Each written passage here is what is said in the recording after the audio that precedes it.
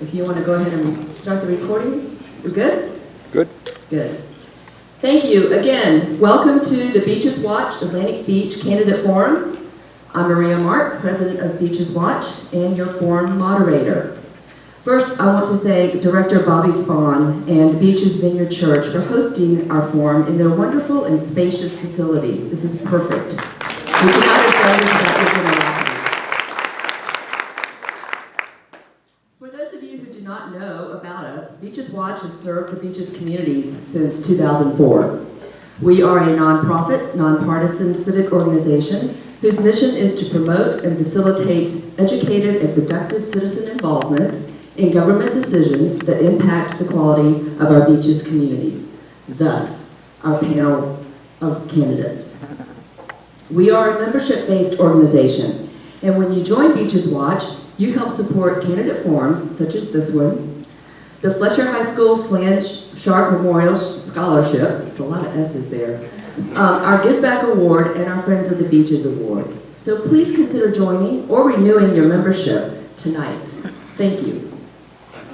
The forum is being videotaped and will be available on our website tomorrow.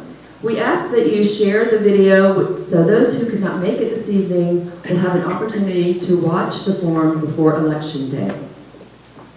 Okay, now, ground rules for the forum. Yes, there are rules. So, each candidate will be asked the same question, and each will answer on a rotational basis, so no one candidate is always answering first or last. Each candidate will be given 1 minute to answer the opening and closing questions. All other questions will be allowed a 2-minute response. Our timekeeper, Sharon Scholl, has the time cards. She will hold up a 30-second and a time up card. Once the time is up card is shown, I will ring the bell. If I have to ring it more than 3 times, you're off the stage with a hook. I will ring the bell to let you know your time's expired. We will show some leniency though. If you're in the middle of a conversation, middle of a sentence, we do want you to finish that, but no more than 1 sentence. Okay, due to the number of candidates, there will be no allotted time for any rebuttal. However, you are welcome to rebut any statement in your allotted time. Audience, this is your ground rules. We ask that you refrain from cheering, jeering, or otherwise, so each candidate will have their fully allotted time to answer. We will applaud at the beginning of the forum and at the end. Shall we begin? Introducing, after I introduce them all. Then you can applaud. You don't have to be so specific. Running for Mayor Commissioner Seat 1 are Curtis Ford. You can stand if you want or wave. Sean Keane. No, wait, I gotta finish introducing the panel. Sean Keane and Brittany Norris. Running for Commissioner Seat 4 are incumbent Candace Kelly and Jennifer Lagner. And running for Commissioner Seat 5 are Kevin Nottingham and Jessica Ring. You may now applaud.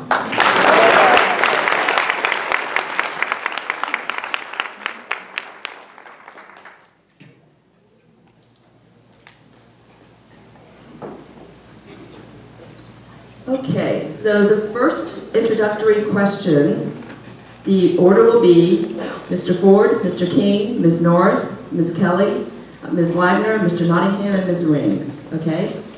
So, you have microphones? Thank you.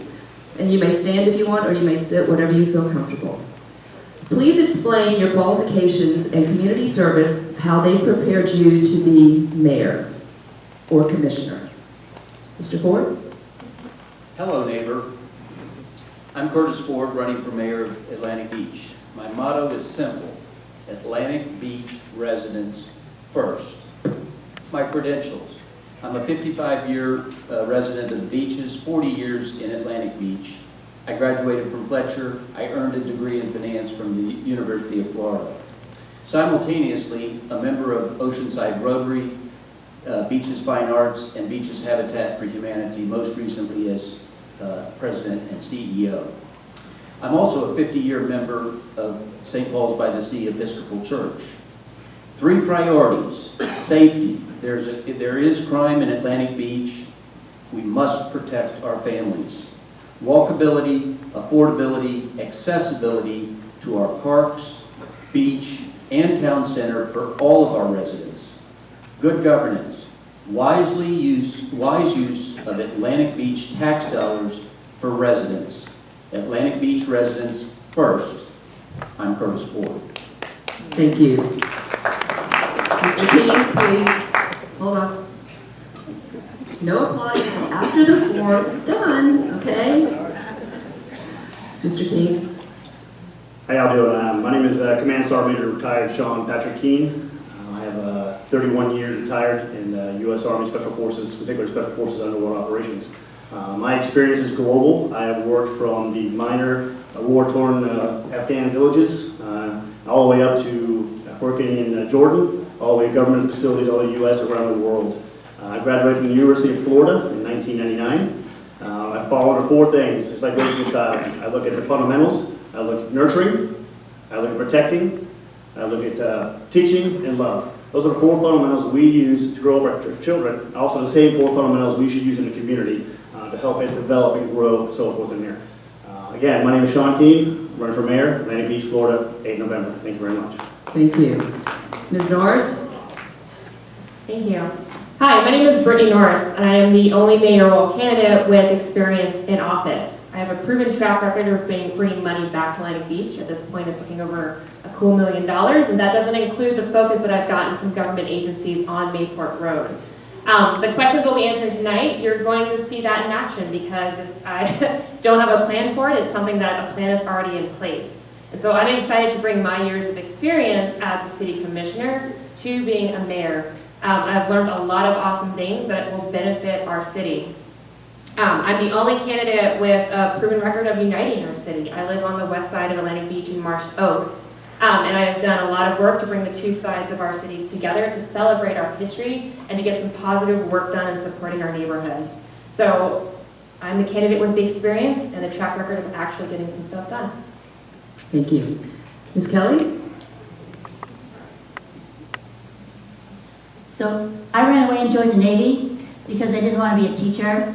I come from those tiny small towns where I have a volunteer fire department. My dad was the first selectman, my mother was the city clerk. So while I was stationed in Jacksonville, I got my bachelor's degree from UNF and received a commission. And when I came back to Jacksonville, I went back to UNF and got my master's. Then when I retired, I became a school teacher anyway. And I taught at Fletcher for 20 years. I see many of my coworkers here. And in between, I've done a lot of volunteer work with the church ministries, with theater groups, with Girl Scouts, and I'm a historical reenactor. So we do a lot of history reenactment down in St. Augustine and up in Georgia.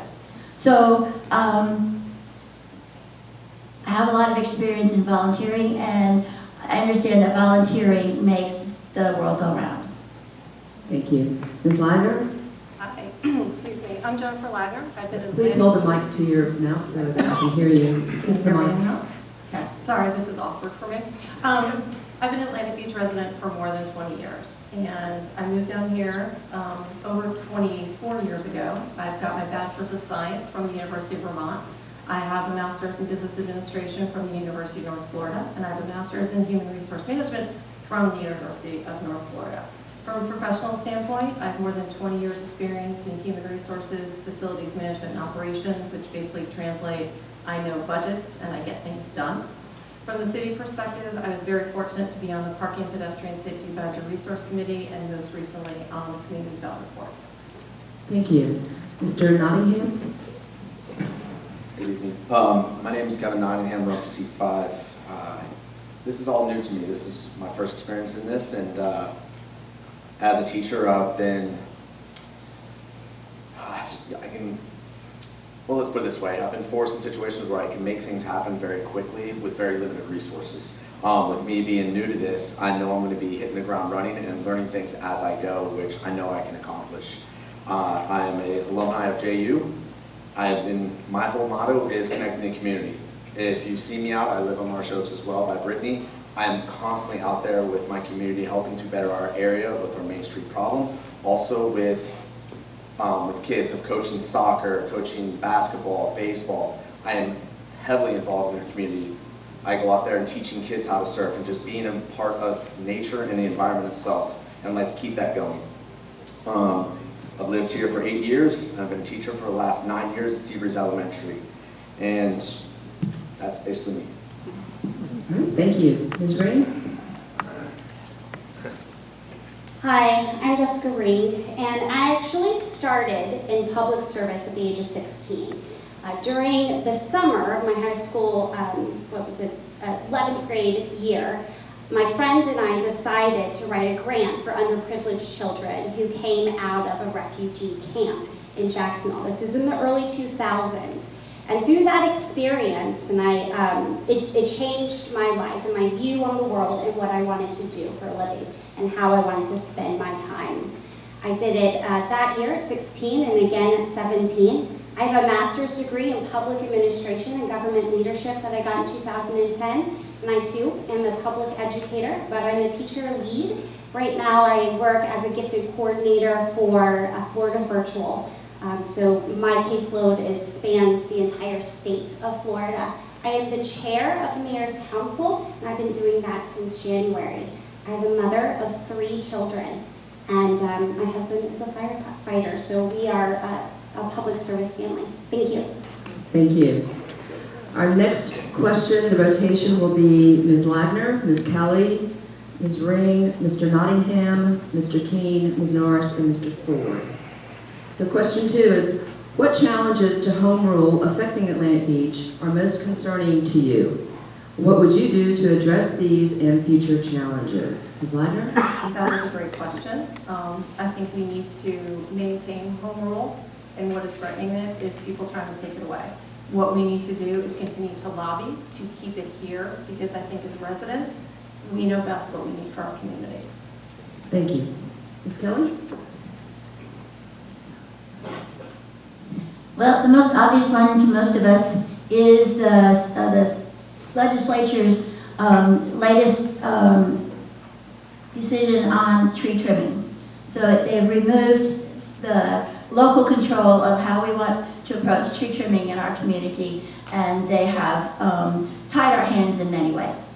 Second one is on Airbnb type rentals. We are still thankfully grandfathered, our in-house prohibition, but every cycle we worry about whether they're going to rescind that grandfather clause and allow people to have free reign on Airbnbs.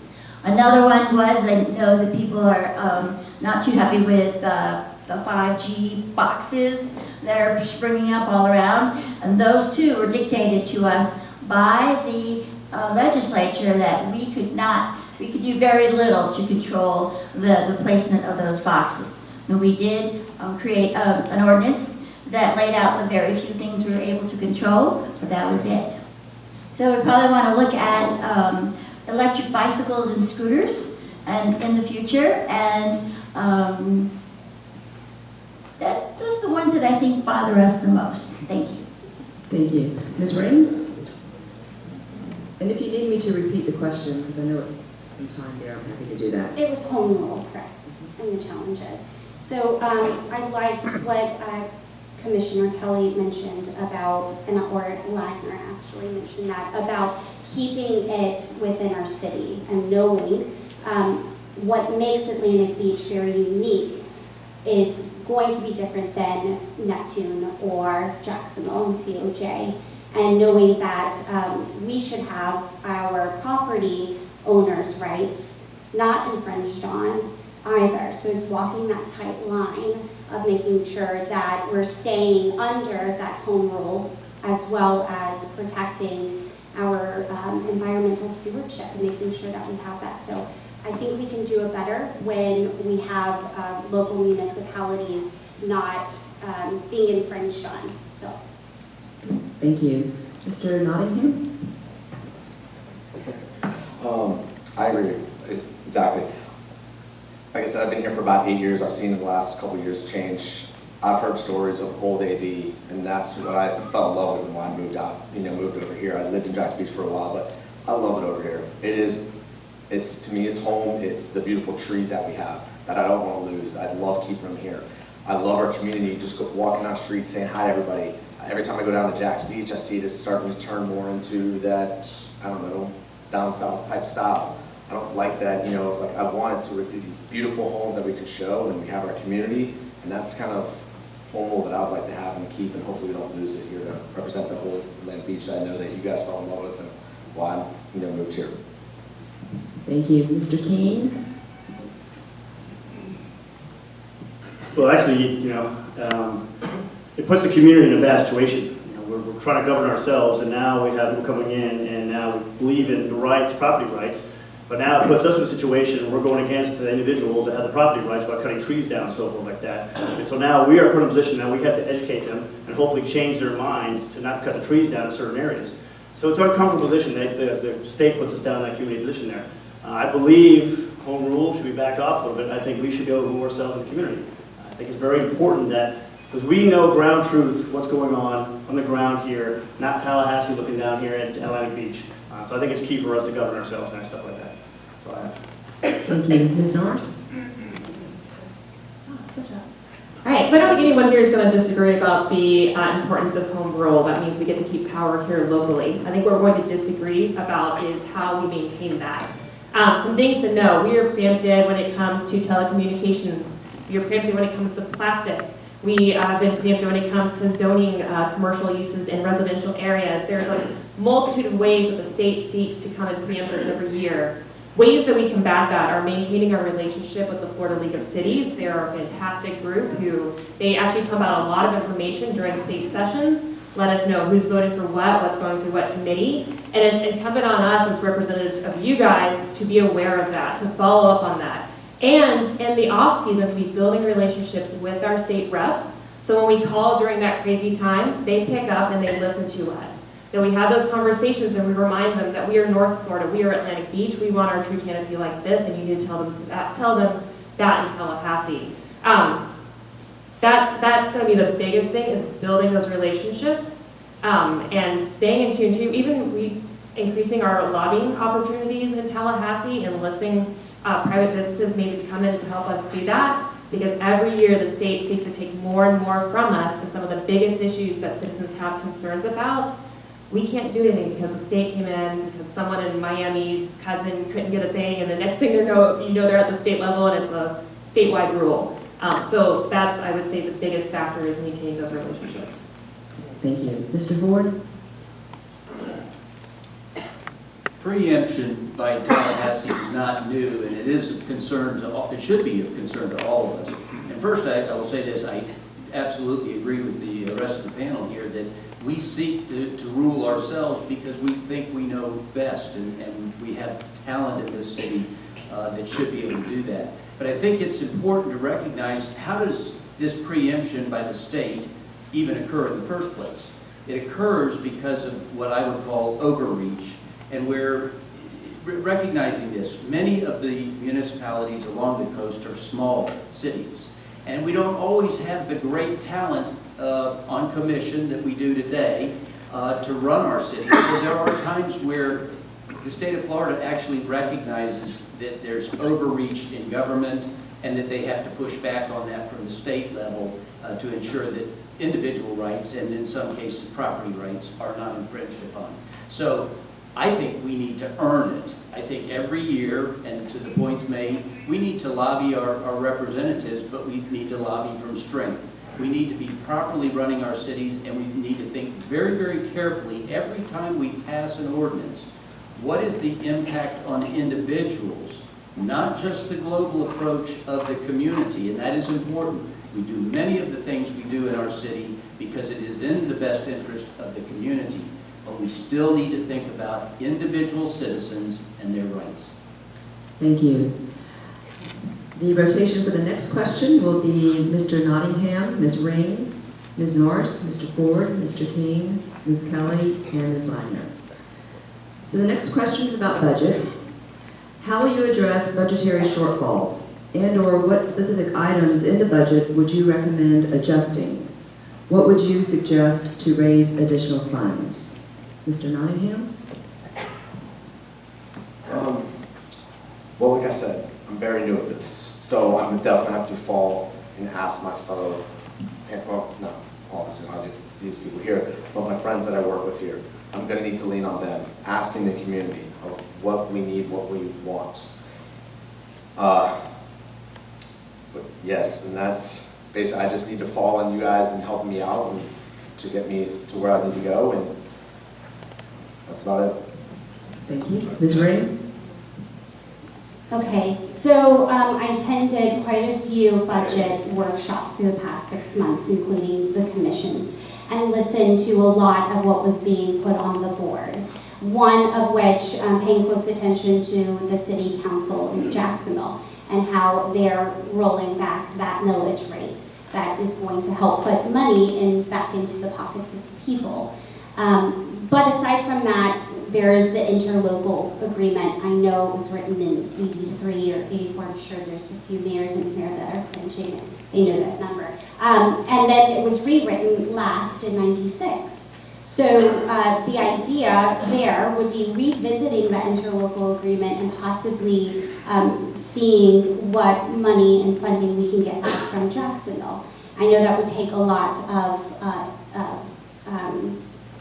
exploration. There would need to be an evaluation done, and there's a lot in that, so it's not as simple as just doing, saying that and then going through with that. The third idea I would have is grants. Federal grants and state grants have been allotted to a lot of our capital projects. For one, $600,000 was provided for the safe routes of schools. So when you see those very large sidewalks that allow our children and our families to walk through all the way to Atlantic Beach Elementary, we have grants to pay for that. Also, about $200,000 was given to the Main Street in grants, so to help with lighting and widening the streets.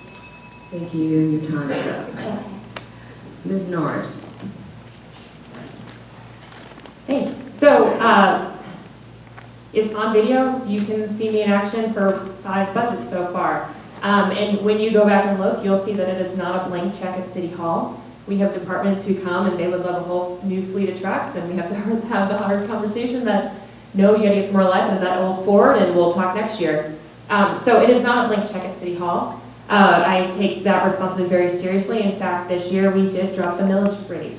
So you will see a slight bit of relief on your property rate taxes.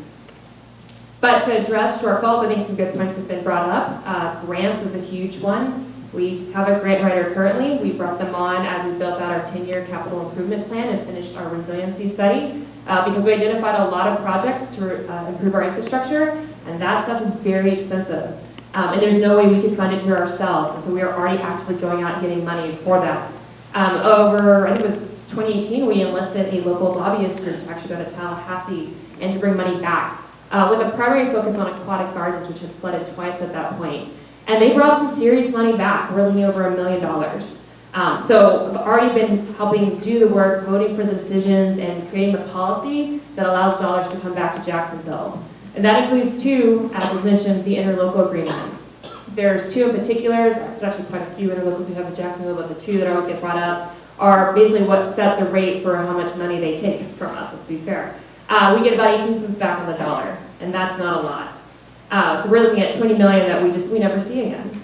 And so we need to go through, we need to identify what we do receive from Jacksonville, and what does that amount to, and is it time to have that conversation about could we keep more here at home? I think the time is good. Neptune Beach is looking at a similar conversation with Jacksonville, and so I think we'd be in great company to approach Duval together and to advocate on behalf of our citizens and your tax dollars, because we want those dollars to stay here. We can put them to the best use possible. Thank you. Mr. Ford? Thank you. First of all, on the interlocal agreement, I want to be cautious as we approach that. And I've heard from some of the other people on this. The interlocal agreement certainly does need to be revisited. But before we run helter-skelter into a problem, what we really need to do is sit down whoever is mayor needs to sit down with the rest of the commission, city manager, perhaps city attorney, perhaps even outside counsel. We really need to study and understand what portions of the interlocal agreement are not being upheld according to the court decision almost 27 years ago. So I'd start there, because let's not forget, we could dive into reworking the interlocal agreement and find ourselves coming out worse off than we currently are. So that's one thing. Second thing I want to note, because Commissioner Norris mentioned about reducing the millage rate, and it was a tough battle back and forth. I applaud the commission for handling that, but I do want to be clear that Commissioner Norris was not in favor of any reduction in the millage rate. In fact, she said it was embarrassing what we were offering at an eighth of a decrease. And so she fought it every step of the way. Her statement was, what you give up, you cannot get back. So I want to be clear, this was a year that was unique in that we had a 12.5% year-over-year increase in taxable values for the city of Atlantic Beach. With no change at all, that was $850,000 falling into the laps of our city government. And so the eighth of a mil reduction that we ultimately approved was a $300,000 reduction from the $850,000 that fell in our lap. It was so appropriate to give back. I asked the commission, if not now, when? When would you ever reduce your millage rate and taxes for your residents, if not now, with a 12.5% property value increase? And understand, there are people hurting in our community. So we need to look at the millage rate, and we need to reconsider next year. Thank you. Mr. Keane?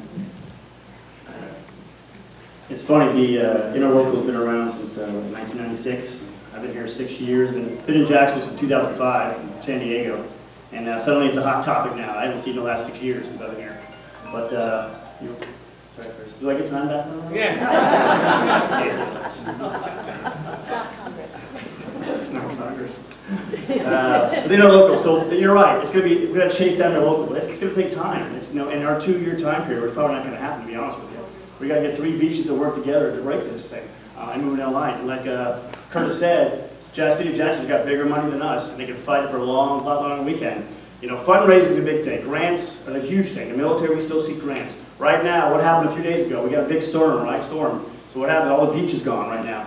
So beach renourishment, where's that coming from? If the Army Corps of Engineers comes in and they do an assessment on it, we're going to get 100% paid with the federal funding for that piece. And that's key right there. Chase the money, find the money, you'll find it.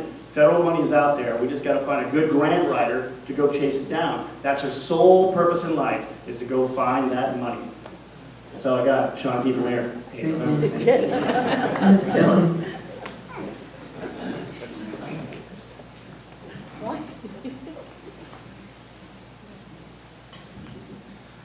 With our budget, we sort of have an embarrassment of riches because of the rise in property value. Therefore, we had more money coming in, as I've already mentioned. And we should be cautious because that 12% is probably not going to carry on. It's probably going to be much less.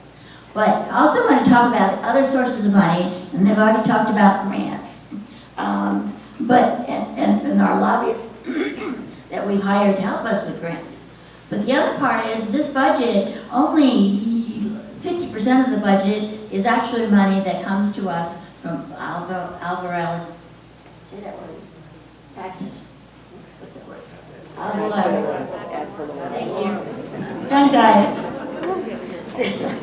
But we get funds from, for example, the convention tax.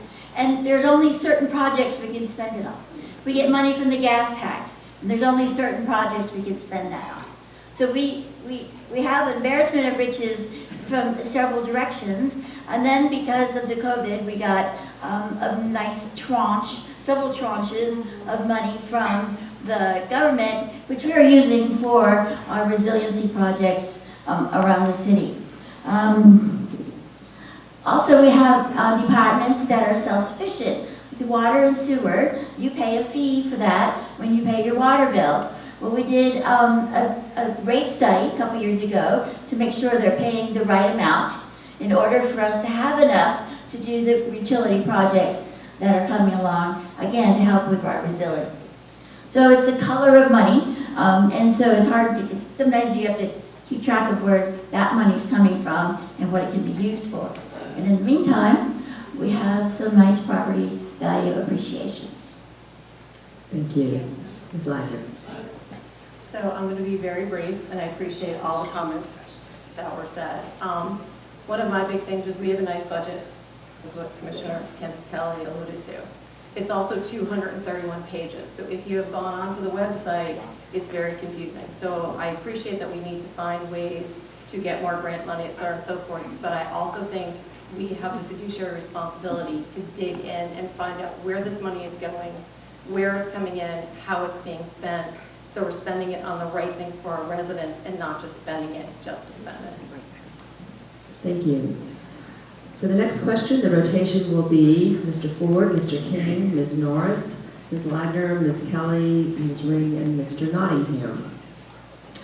What do you plan to accomplish as mayor in your 2-year term and as commissioner in your 4-year term? So, Mr. Ford, take it away.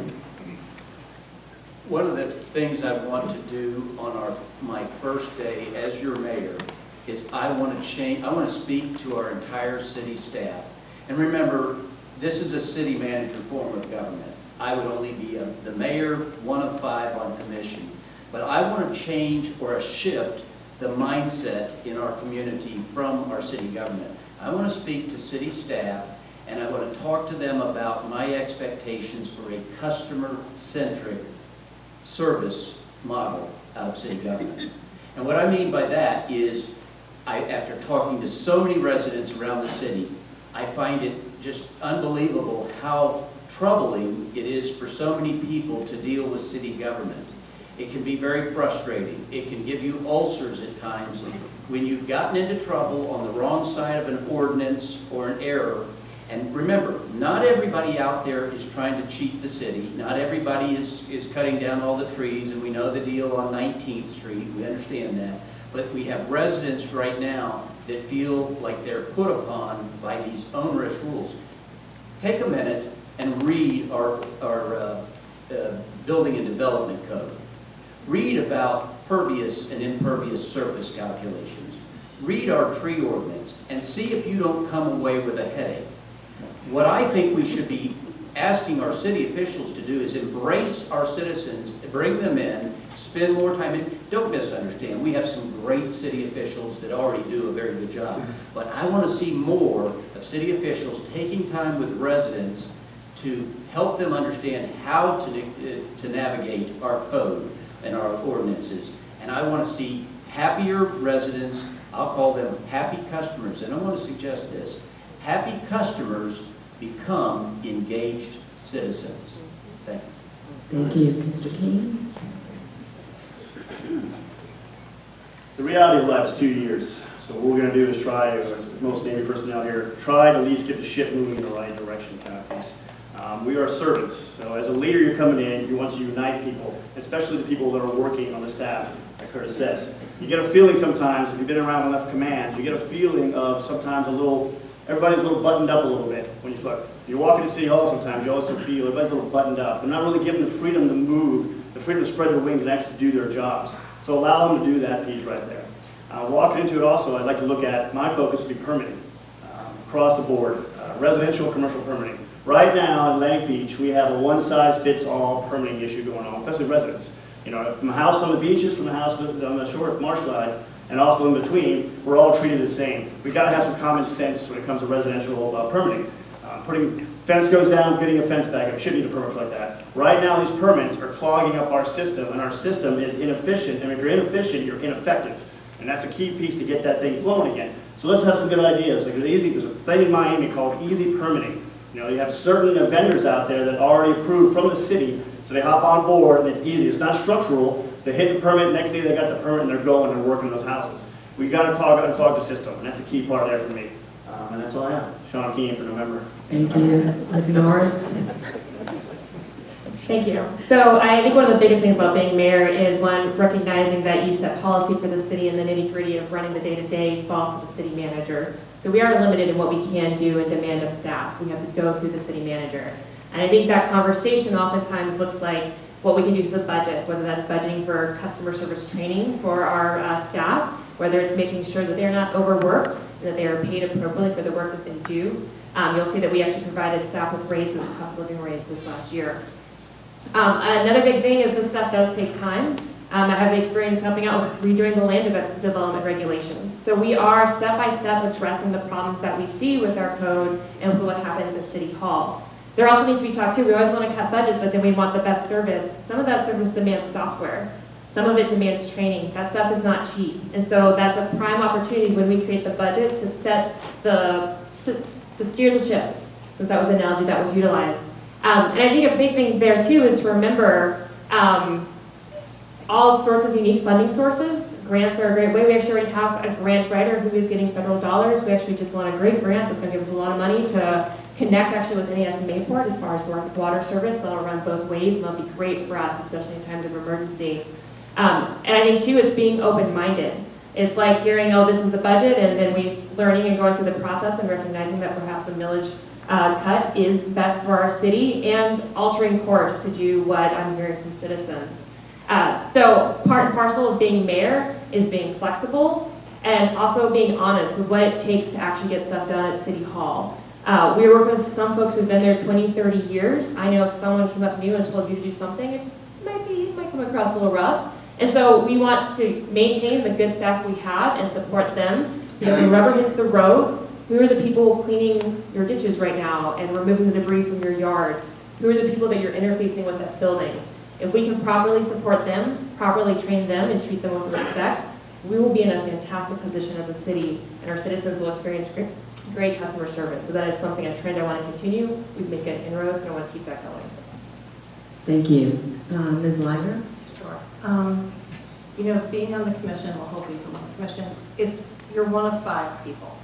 So as a part of that, I would like to see everybody be aligned on what the priorities are for the city, specifically the residents, but also, as I alluded to in the last question with the budget, understanding where all those numbers are coming from and how they're being spent. This is a hot topic, parking.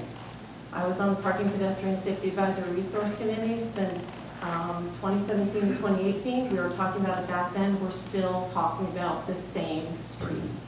It's not going to be a one-size-fits-all, so we need to figure it out and not sit on our laurels and address it. Let's try something new, see if it works.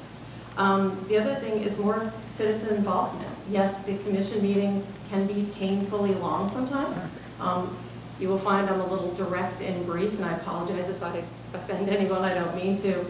But we have business at hand, and we need to address it. And candidly, I'd like to see some citizen committees come back. Because while you have all your city staff, and you have commissioners, and you have people out there who can work on your behalf, but who sees it better than your neighbors? Thank you. Ms. Kelly? Could you please read the question? Sure. What do you plan to accomplish in your 4-year term as commissioner? Oh, okay. So every year we meet in January and set some goals for ourselves to work on implementing throughout the year. And some of them get done and some of them get carried away, or carried over, excuse me. Maybe it's away. We have a lot of, we've made a sincere effort to be more transparent. And so we've invited the public in several times to give us input on, for example, Main Street speeding problems. We've designed the master park plan. We're going to have a marsh plan. We've evaluated our risks from the ocean, but we're surrounded. So we're going to be taking another look at the marshes, so we know when we need to leap into action and do something to protect them. We are redoing the land development code, so we want to hear from people when we have those meetings. And we're also rebuilding the lifeguard station. And I'm sure a lot of people have an opinion about that, and we want to hear from you. Because a lot of the things we do as a commission, some of them are nice to have and not necessary. They come from the citizens. I didn't wake up one morning and say, oh, I want a splash pad. But we heard from people in the Parks Commission, and we're gonna have a splash pad. So we try to respond to what you want and balance it out with what's inhibited by the state and what the colors of money are, what we can spend it on, and we're just gonna keep trying to make it a better place to be. Thank you. Ms. Ring? So in January, our charter will be up for review. So a lot of the commission that takes the place of the former commissions or the ones who are already in, or if incumbent, that is their task come January. So that's really important to keep in mind as we go about this election.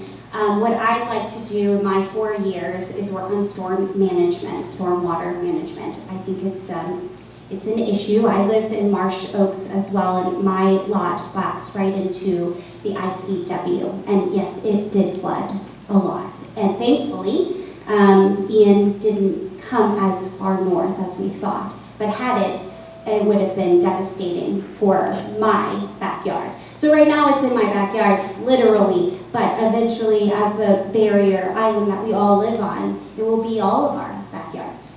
And so it's important to not kick that bucket down the line and look carefully at the comprehensive plan and making sure that we're making those capital projects a priority for us. On top of that, I would like to make sure that I have open and responsive communication with my constituents and my citizens, noting that what they want to see as families, as citizens, as seniors aging in place, or youth programming, that is important for me as a commissioner to be open and listening to that.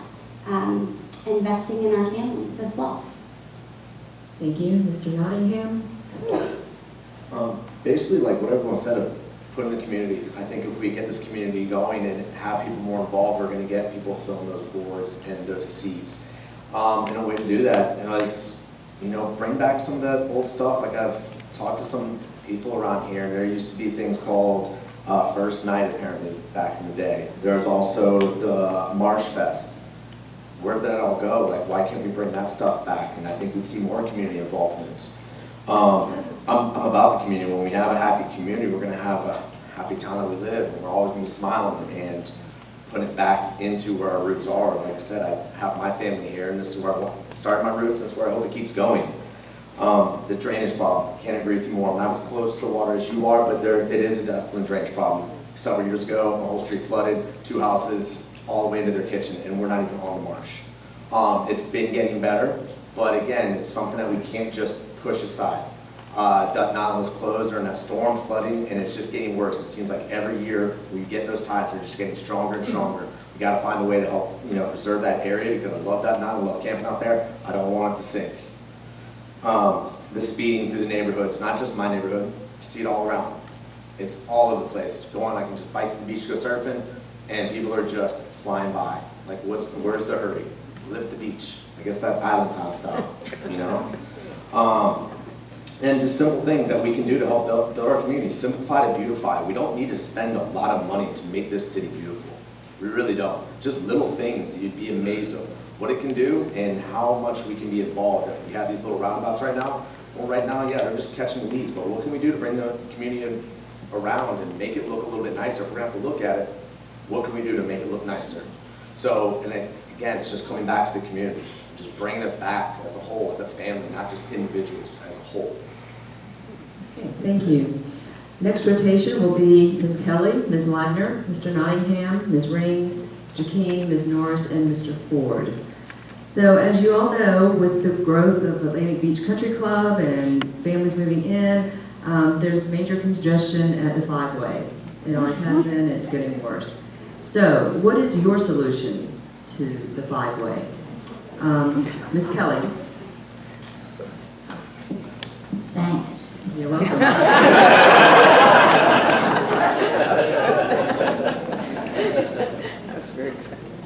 The idea for the roundabout floats up every couple years. I've probably been through 2 iterations of it. Personally, I think that the area is too small to have an efficient one, and I think people will still end up stopping until it's their turn to get in the circle.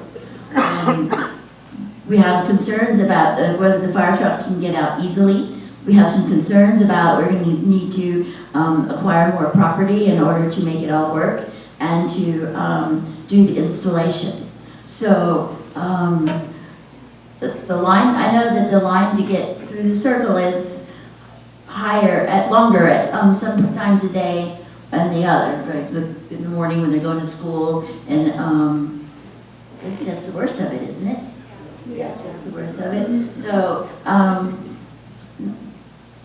I would have to be convinced that the rotary would work more efficiently than the byway. Thank you. Ms. Lagner? The five-way is a tough one. And, you know, coming from where I grew up, we have rotaries, they do work, but sometimes people, unless you have enough property to get the lanes around, it ends up being just as bad as the five-way. However, one thing I think we can do is educate people on how to get through the five-way. Does anyone know how to actually get through the five-way? Because I still have no clue. Other than I just be patient, I sit and I wait. But the other thing is, you know, Mr. Nottingham mentioned speed. I personally think we have a speed problem in the city, and that five-way, if you sat there, they just roll right through the stop signs. So we need to do a better job educating, maybe more enforcement out there. We do need to get that fire truck and that ambulance out quickly and efficiently. And maybe try to look and see what a better traffic city could be. But that's a tough one that might not be solved overnight. Thank you. Mr. Nottingham? Yes, that's a tough one. I don't even know how to answer it. I mean, I don't think I'm from South Florida, and the roundabouts are the most confusing things for most people, especially not from around here. Even if you are from around here, just confusing of like who can go, who cannot. I don't think a traffic light would work. I don't think you can just have it like a one-way, like the five-way that you have in Florida and Penman and Forest. I just don't think it's enough time where you can have it. I don't think you can just have like a one lane where it can go for like 10 seconds and stop, because then you're just gonna have people running that. And I think that is something that we'd have to go to. Maybe even just have someone come out with like possible ideas, take it back, think about it, go with the engineering. Is that a possibility? I mean, I don't know, make it an Atlantic Beach contest or something like that if we can come up with the best way to solve this problem. I mean, I don't know what else to do, just to try to make it interesting. You know, just like let's try to make a contest out of this, I guess. But I mean, I'm with everyone else. I mean, I'm just treating it as a stop sign. I mean, just like everybody else, I don't see this going to be solved overnight. But if you have some ideas, get my way out of mine. I'm not for it. Thank you. So just last month, they had, the city hosted a workshop for Main Street. And what they did is they invited everyone to come and share with the city planner different ideas. And the city planner had A, B, and C ideas and other solutions. We could look into something like that. I grew up here. I was born here in Atlantic Beach, so were my parents, and it's been there forever. It's always been the demise of your morning and your afternoon. But if you're smart, you find other ways to go around it. So I feel like the ones who've been here a while just kind of hang in there, or they go a different route. So there's that. If not, we go to the city planner. And I really liked what we did with Main Street, how we sat down and asked for other people. We have civic engineers, people with PhDs here in Atlantic Beach, citizens with plenty of knowledge in this area. And that would be a great idea to do for the five-way stop. Or teach common courtesy, so. Thank you. Mr. Keane? My bad. Hey, Mr. Wilson, what year was that circle put in place? Do you know? Yeah, five-way. I'm sorry, I was throwing it out there. I thought you might know this. Well, I thought we stopped been there for a very long time. It has, and so that's kind of what the problem is that Atlantic Beach hasn't thought about second-order effects of the actions we've done city-wise. So we created that circle and all of our stormwater, all our wastewater problems based on a much lower percentage homes around here. And so now we're stuck with that five-way right now. What I do is that's a trigger for me. I go away from that stuff, that 5-way. I go around it across Ocean or East Coast, or I go back route. There's Silver Lakes back area there. But you're absolutely right. What do you do with emergency vehicles getting out of there? The fire department trying to get out of there and so forth. It's too small. It's too tight. It's going to be a common courtesy in that place. There's no way to expand it because now you're going to go to more personal properties at that point. Because if you look at the right-of-ways right there, there's small right-of-ways actually in those homes right there. You know, so it's one of those things that, you know what, we're just going to have to deal with it for a while. I don't really think there's a huge solution. We're going to have to go to the planners, take a look at it. Are we willing to bust it all up and redo it all? I don't think we are in Atlantic Beach. We like to get things done pretty quickly. We don't like to wait 6 months for something to get done.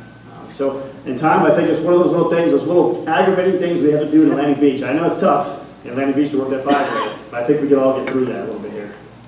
Sean Keane, Mayor. Thank you. Ms. Norris. Thank you. So the 5-way, I actually have a friend who every time he calls, he asks about the 5-way. So there actually was a study done. I can remember it was the late 90s, early 2000s. I have it if you want it, I will share it with you. They did, the 5-way can feasibly be a roundabout. The problem though is one, there's an eminent domain that has to happen, and I don't know about you, but I'm not a fan of taking property from people, so that's a no for me. And we also now have the safe routes to school. So how do you stop unstopping traffic for kids getting to school? So that's another element that has been added. I think a thing, one, we could do some education, and that was mentioned earlier. The city could do some work to educate folks who are newer to the area. And then two, technology has evolved. I imagine there must be some sort of signaling system, I've been looking for it, where it'll tell you when to go.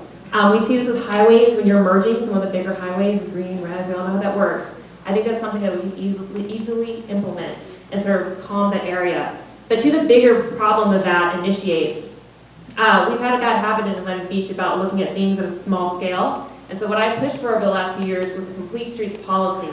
And that's the idea that wherever you're going, however you're getting there, you should be able to do it safely, whether you're driving on a bike, a scooter, whatever, and that we should build our streets accordingly. And so that now informs staff when we were looking at redoing a road, when we were looking at speeding issues that pop up along Plaza and Main and Seminole. What are some elements, what are the tools in our toolkit that we can utilize to calm people down? And part of that too is looking at the holistic effect of a change. And so we wouldn't just be looking at the 5-way, we would look at the ripple effects.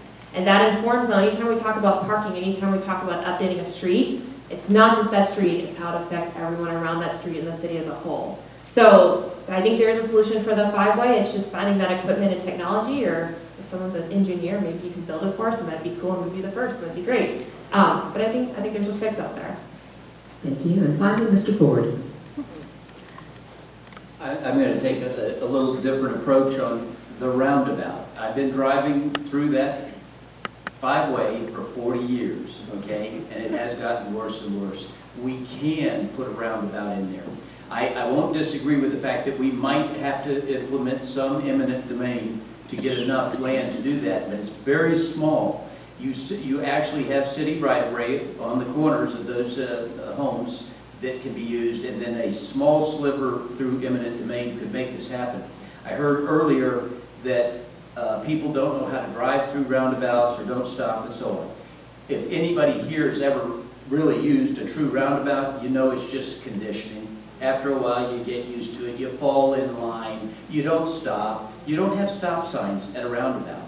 And let me tell you this, if we can do what's called the traffic circles on Main Street, we call them the flower pots. Okay, these traffic circles they're so small, they're ineffective. If we can do that, we certainly can do a roundabout at the 5-way at City Hall. But we also have talented people. We've got Steve Swan, engineer. We've got Scott Williams, Public Works. These guys together, I guarantee you, if we pull it together and do a committee, we can create a roundabout that will solve this problem. And I am not the least bit worried about emergency vehicles getting out. Have you ever heard one of those when they throw the siren? Okay, you're going to stop and get out of the way. So they can get out of there, don't worry about that. We need to look at a roundabout as a solution, and everyone in our community will benefit, get used to it, and it will flow. Okay, thank you. For the next question, the rotation will be Ms. Ring, Mr. Nottingham, Ms. Norris, Mr. Ford, Mr. Keane, Ms. Lagner, and Ms. Kelly. So we've talked a lot about our tree protection canopy here in Atlantic Beach. So the question is, do you think the city's tree protection code needs updating to either protect trees or property rights further? And if so, what changes do you propose? Ms. Ring.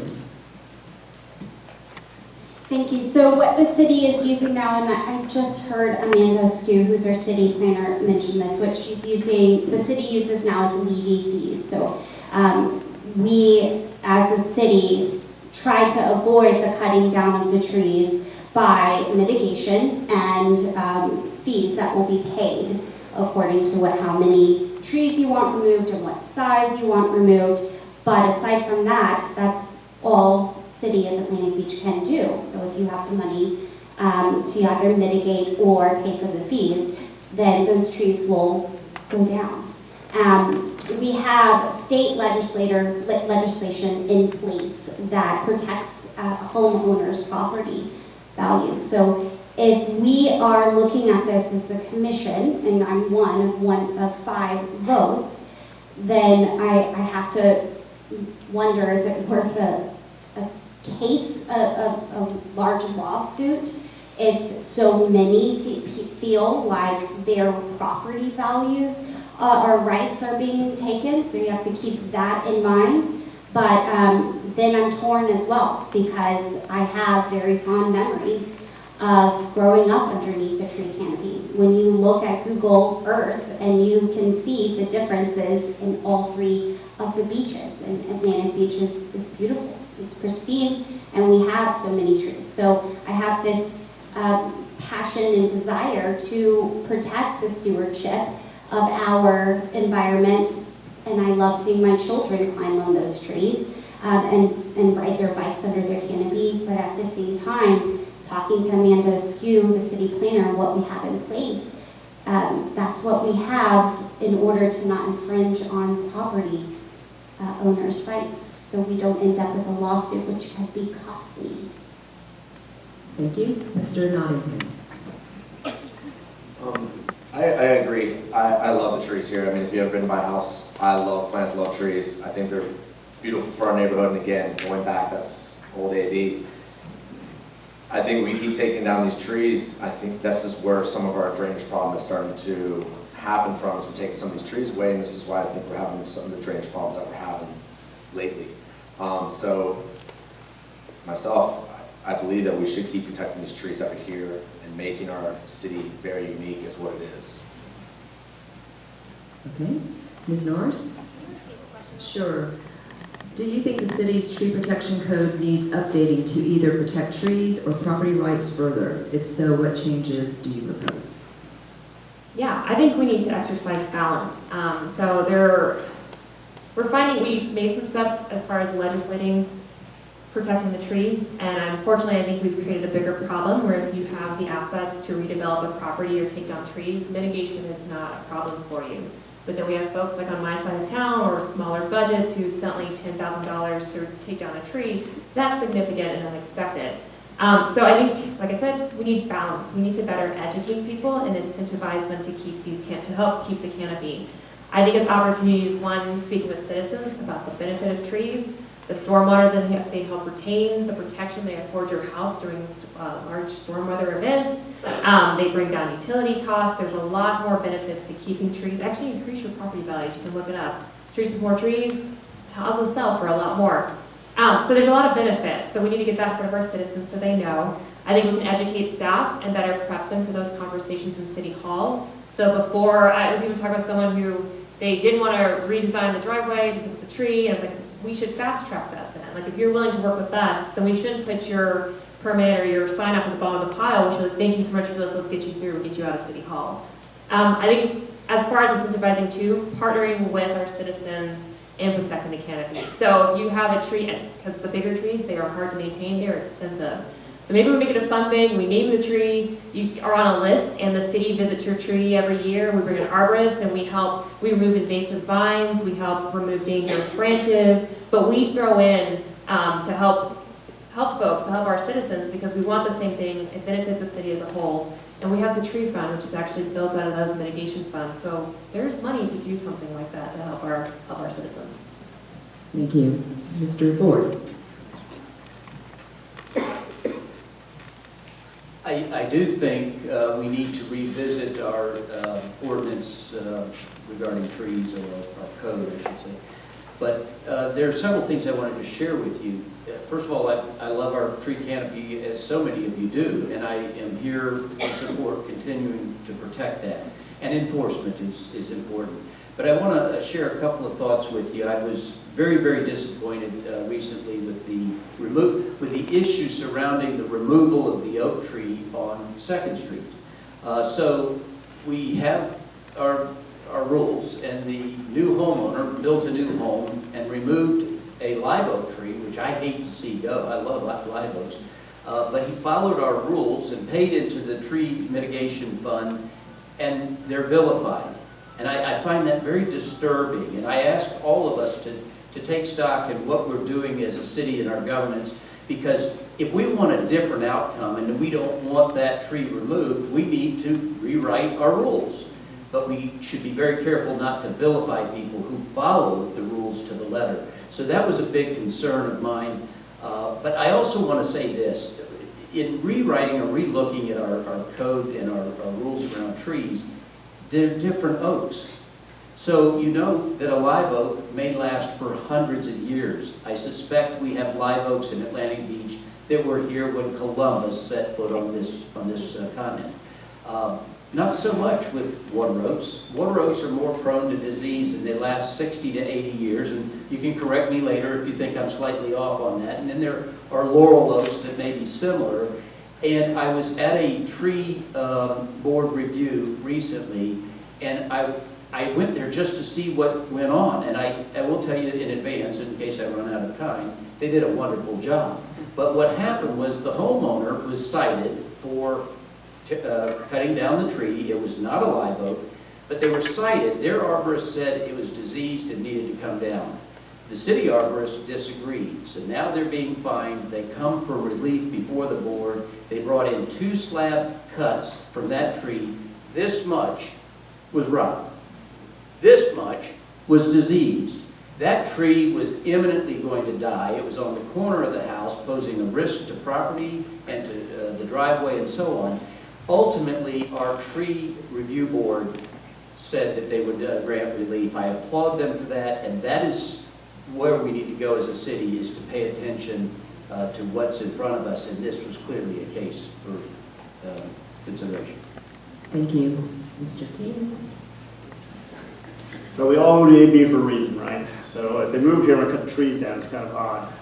You could live in Jacksonville Beach or something like that to do that kind of piece. So we're trying to keep the canopy. I live in Satchariba Drive, and I'm just covered in canopy, live oaks and water oaks.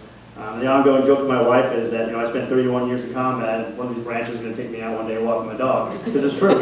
They fall down there left and right. I'm really surprised the city has not come around. I've actually talked to the public works guys. Say, yeah, it'd be easy. We get our crane in here, we come around and cut them all down. There's a lot of dead branches around there.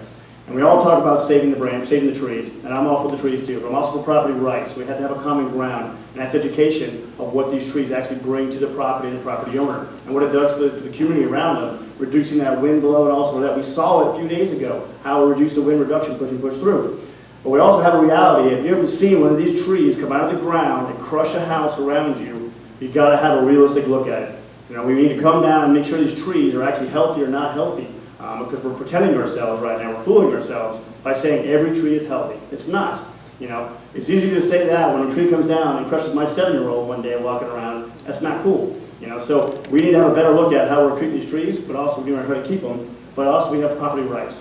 Education is the best way to keep the trees. We also need to look at the city and the people around us to help trim these trees, keep them healthy. Because right now, if you keep those dead branches up there, it creates an unhealthy tree. So if we're really serious about trees, then we should go around taking care of them. We cut those dead branches out and make them so they'll live longer.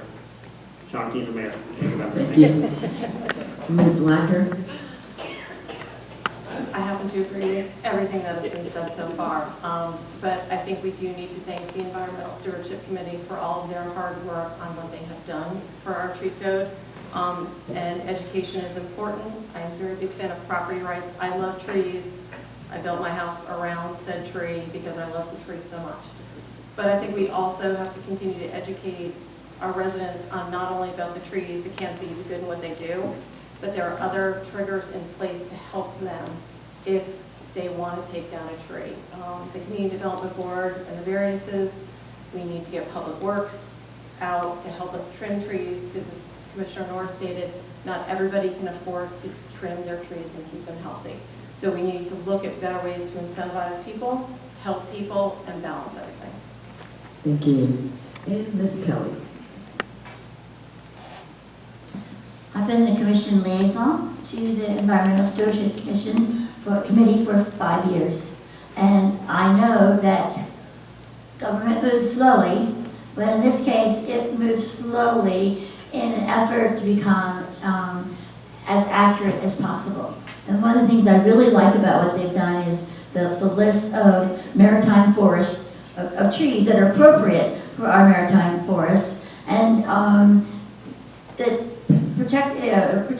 replacing a water oak with a palm tree doesn't really do any good for the environment around it. It's a really fine line to walk between private property rights and the good of the the good of the community. And we agree that the tree code does need more tweaking. When we passed it last year, we knew that we're going to try it and see what worked and what didn't. And probably when we come back in January, ready to go to work, that might be one of the things that they choose to work on. They do have an education and outreach committee, and they are very busy. And so perhaps we could provide them with more resources to do more, but they are doing the right things. And we love the community as it is, and I'm also a strong proponent of build to the lot you've got. And so if your driveway doesn't go around the tree, in my opinion, you should pick another driveway. But that's the problem, is basing the good of the community with individual rights. So we're working on it. Okay, thank you. The next question, the rotation will be Mr. Ford, Mr. Keane, Ms. Norris, Ms. Kelly, Ms. Lagner, Mr. Nottingham, and Ms. Ring. So this question is about how would you strengthen our relationship with our City of Jacksonville City Council person, who is our beaches representative and happens to be here tonight, Rory Diamond. Thank you for attending. So we will start with Mr. Ford. Yes, I see Rory has got the sofa in the back. So that's the first step, is to make sure he's comfortable. But thank you for being here tonight, Rory. And if y'all don't know, Rory, you are now a JAG officer. Correct. So congratulations on that. That's worth an applause. Thank you. I've actually had the pleasure of working with Rory, and the shame is, in order for us to get something done in the city of Jacksonville, there's 13 of them. I think I'm correct on that. So we only get one, and it's Rory, but what a great friend of the beaches, and so engaged. So I would simply say you engage Rory, he responds, you sit down, he helps us get things done at the beaches, and was so helpful with the distribution of federal funds on several of the last things like the ARPA and so on. So Rory, well done, but it's that simple. You got to reach out, sit down, talk to people in order to get things done. Thank you. Mr. Keane? Where should I call you, LT there, Butter Bar? The burnt butter bar. Oh, got it, burnt butter bar, got it. The relationships are everything in the world. Everything you do in the world is based on a relationship you have. In order to get things, for instance, done in Jordan, talking to the King of Jordan, you had to have a relationship with him. You had to have done time with, say, his son, his prince, in combat or something, so he'll build those relationships and stuff like that. That's what's key about talking relationship with the city of Jacksonville. It's also key with our city beaches out here. You know, we're not just Atlantic Beach. You know, we are Atlantic Beach, but we have an area of operation with Atlantic Beach for air responsibilities that flows over to Mayport, Neptune Beach, and Jax Beach. So we have to maintain those relationships too. If we all have good relationships together and we're pushing forward, to have a relationship with Rory, to have conversations with him. And also a good bourbon is not a bad idea with Rory too. He does like that, I believe. Sean Keane, Mayor. Thank you. Ms. Norris? So I'm happy to say I have a good relationship with Rory. You can actually ask him afterwards. Anytime I see him, I ask him where are the dollars for Atlantic Beach, and he tries to ignore me, so I'll keep asking him that. That being said, that is an important part of understanding how City of Jacksonville's council works downtown. While Rory is our District 13 representative and officially responsible for the beaches and what they call West Beaches, the intercoastal area, there are many at-large council people in downtown Jax that are technically our representatives too because they are at-large. And so we're actually facing, it'll be in March, the City of Jacksonville election. We're going to possibly see a lot of turnover there. And so one of the first duties of the new mayor of Atlantic Beach will be building those relationships with the new folks coming in, educating them on what Atlantic Beach needs, who we are, what we want to see happen downtown. So yes, sorority is very important, but there are several other folks downtown that we need to be actively engaging and talking with because we are a decent economic engine for Duval. A lot of money leaves the beaches and benefits their general fund. Look at the numbers, you guys. And so we need to have a better say in what happens with that money. And so Rory, yes, is the first step, but there are also other people that we need to be in constant communication with. Thank you. Ms. Kelly?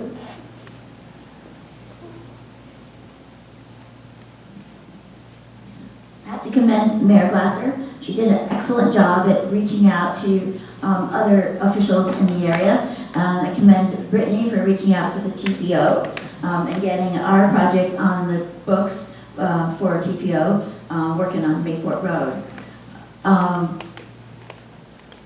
I think we've always had a collegial relationship with each other, and as a commission, we could probably do better at reaching out and becoming acquainted with more individual leaders. And there are the at-large candidates or at-large city commissioners, Jacksonville councilmen that we can rely on for support as well. So, you know what? Honey gathers more flies than vinegar, and we want to work together so that we can all benefit from a harmonious relationship. Thank you. Ms. Wagner? Lagner. Sorry, it's okay. I think with any relationship, you have to nurture it, you have to put the time in, you have to have a genuine interest in it, you have to have your cards on the table, and it can't be for just your own opportunity. You have to understand where the other person is coming from, and it's not only with Rory Diamond that we need to do that, it's with all of those council members, because we would want them to know about us as much as we want to know about them. Thank you. Mr. Nottingham? Yes, I believe building a strong relationship is being upfront and honest, talking to be heard. It's not just a one-sided thing. We listen, we talk, we might have to disagree, but that's all right. We're going to learn to hear from each other. Being committed, just being honest. And I'm sorry, but this is my first time meeting you, sir, so it's a pleasure. It's nice to meet We'll you. fix it together. And I definitely won't forget your face, that's for sure. Okay. Ms. Raymond? His hair will grow back. Building the relationship with the city councilman and COJ is and it's crucial for a small municipality like Atlantic Beach. Looking at that ILA, the interlocal agreement, and revisiting that, considering what are those services that we are reaping the benefits from, cost versus reward. Now, to go in a little deeper, for every dollar, and I think Brittany had mentioned this, for every dollar, tax dollar that is put towards COJ, we get to keep 18 cents of that. So, you know, we need to relook at that, and part of that ILA is building that relationship, knowing what resources we have from COJ, and also having that healthy relationship of risk and reward. So, knowing that. Okay.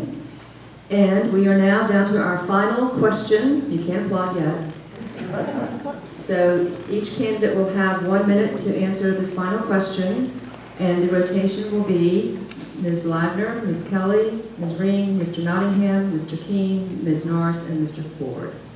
And that question is simply, why were you the best candidate for the job? So, Ms. Lagner? Thank you. I think everybody who's sitting up here right now is qualified for this job. I think everybody who's sitting up here really wants this job, but for me in particular, the reason why I want it is because, yes, I love Atlantic Beach. My mother moved here. I never thought I'd get her out of Connecticut, and she doesn't want to leave Atlantic Beach now. So Atlantic Beach can't change, just to let you know. But I think the other thing is my qualifications, not only my education, what I have done for a living, what I bring to the table. My prior working with the city, not only on the Community Development Board, PSARC, but also for 9 years I was the president of a 100-unit condo association and helped get them through a lot of capital projects. I show up, I will work on your behalf, and I will be part of the team. And one thing that you'll find from me, I'm sometimes brutally honest. You might not like what I have to say, but at least you're going to know it's fact. Thank you. Ms. Kelly?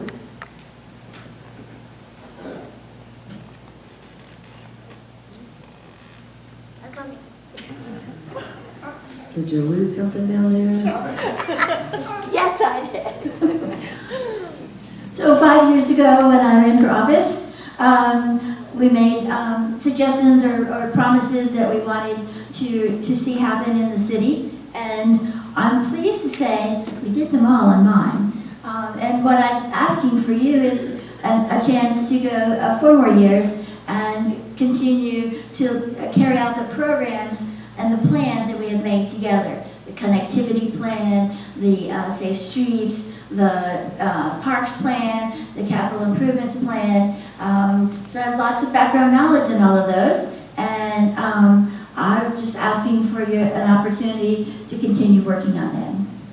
Thank you. Ms. Ray? So I'm a dedicated citizen to Atlantic Beach in that I have volunteered my time and run the Mayor's Council of Health and Wellbeing since January. Doing that on top of a full-time job and 3 children, and also, you know, everything that comes in and goes with day-to-day things. I love Atlantic Beach. I grew up here, I'm raising my children here. This is a 3rd generation legend here. So it's important for me to see that Atlantic Beach continues that view, that vision of investing in families and connectivity plan and walkability and fiscal responsibility and stewardship. And I believe I can do that, not only with my experience as a chair and working with the city, but also with my master's degree in public administration and government leadership. Thank you. Mr. Nottingham? I am probably the least qualified up here, I will be honestly with you. But what I do lack in experience, I have the drive and passion. That's why I'm here right now. I want to see this city just keep getting better and better. I've lived here, like I said, for 8 years. I have my family of 3 here, and I love it here. And if I didn't love it as much as I did, then I would not be at this table right now in front of you all. I have seen this city keep growing in good ways, and I want it to keep going that way. So, like I said, what I might lack in experience, you will definitely see the hardest working person up here, because I don't give up. And if whatever happens at this election, trust me, it will not be the last time you see my face. I guarantee it for city. I like your shirts there. Thank you. Mr. Keane? So in my timeline, my 31 years, it's always in the selections and assessments that I've been through, it's not about the best person, it's about the right person for the job. It comes down to it. What Atlantic Beach needs, from what I've seen in my 6 years here, but multiple years here in Jacksonville, is leadership. It needs someone to go up front, put guidance out, to help work as a team, to unite people, to come together and do great things. I am embedded in Atlantic Beach. I have a 7-year-old who goes to Atlantic Beach Elementary. I am raising my son here and raising my family here. And like I said, I will die in my house, more than likely, but I love it so much here. I appreciate all those who come before me and raise their children here and help set Atlantic Beach and make it what it is. I appreciate it. It's time to pass the torch. And for the other side, I'm not political. I'm not hopping. I'm not jumping from mayor and going anywhere else above this. Any more time outside of mayor, I'll take my time away from my son and my family. So I am embedded here for Atlantic Beach for the rest of my life. I'm not trying to go anywhere.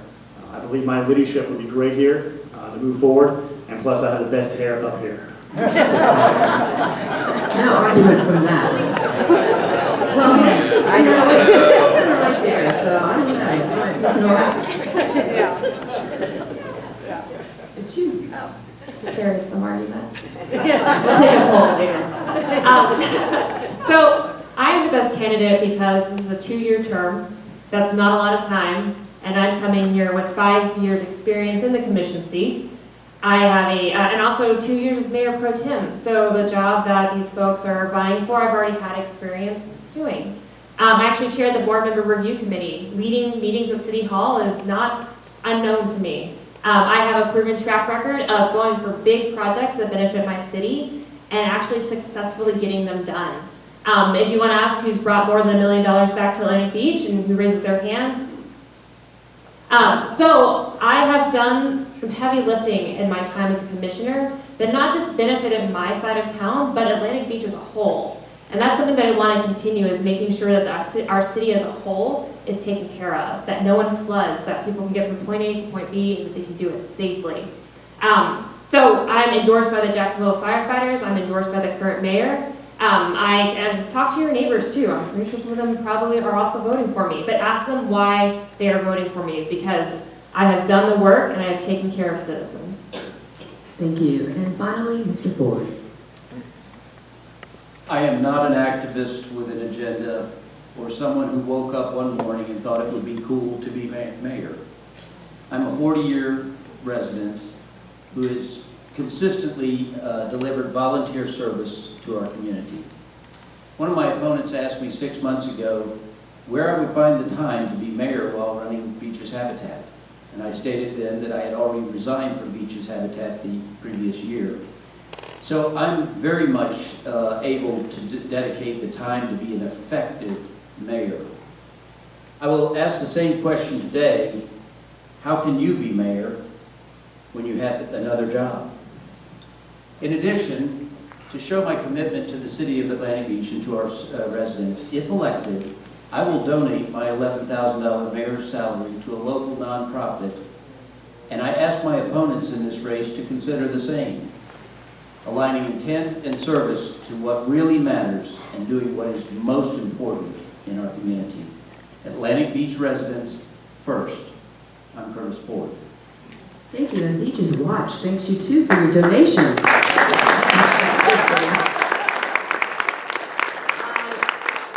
want to thank our candidates for participating in the forum and for stepping up to serve our community. Being an elected official is not an easy job, particularly in today's political climate. So on behalf of our community, I want to say thank you. You may applaud now.